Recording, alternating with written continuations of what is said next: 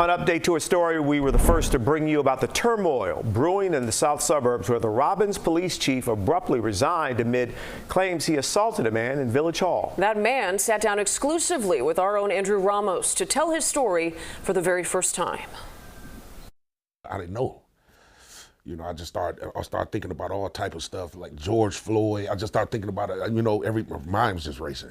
His followers know him as Tyrant Terminator Audits on YouTube, and because of what happened to him, we're only going to use his first name, James, as he says he's still coping with trauma. How you doing, officer? Good, how you doing? Pretty good. It's an exchange James has had countless times. You cannot videotape on Cook County property. Where he films interactions with officers. You're not arrested, but you can't stay here all day. And other public employees in government buildings. A form of activism is called an audit, all to test whether First Amendment rights are respected.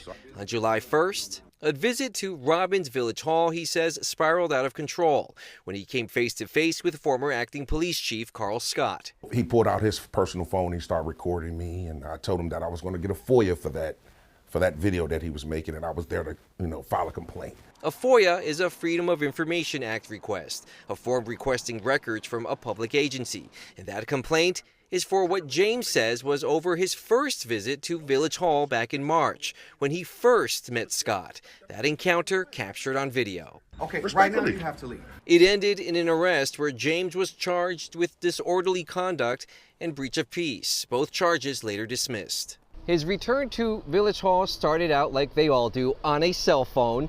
But this time around, James said things took a very scary turn when the acting chief did not let him leave. Now, footage of that encounter unclear because his phone was taken from him.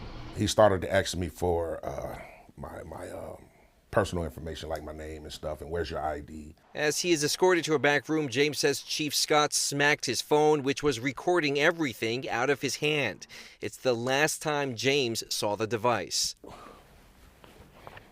So he grabbed me by the back, slammed me up against the wall in the corner. And he opened up this door to the back, and he was two officers with us, Officer Harden, Sergeant Yates, and he took me in his room, slammed me down on like this little metal plate where you sit at, and he told the two officers to cut the cameras off.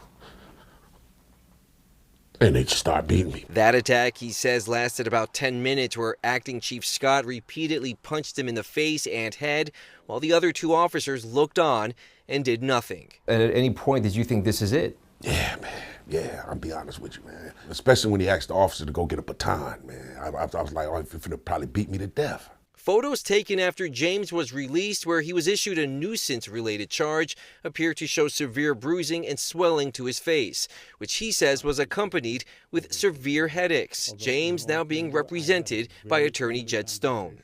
This is a horrible thing to do to a First Amendment advocate.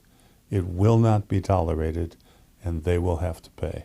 While not giving specifics, the incident was recently addressed by Mayor Darren Bryant at a village meeting when he announced that acting Chief Scott had been relieved of his duties, hinting that footage may soon be released. So I want you all to brace what may happen in the next couple of weeks.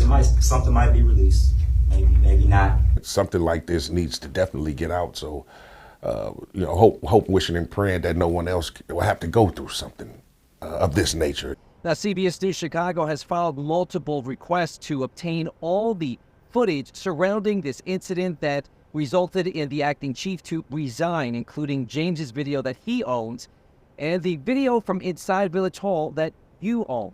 A spokesperson for the village told us that they have no further comment on this case, referring us to the Cook County Sheriff's Office. Now, we're going to stay on top of this story. When we get an update, we will give it to you. Reporting in the village of Robbins, Andrew Ramos, CBS News Chicago.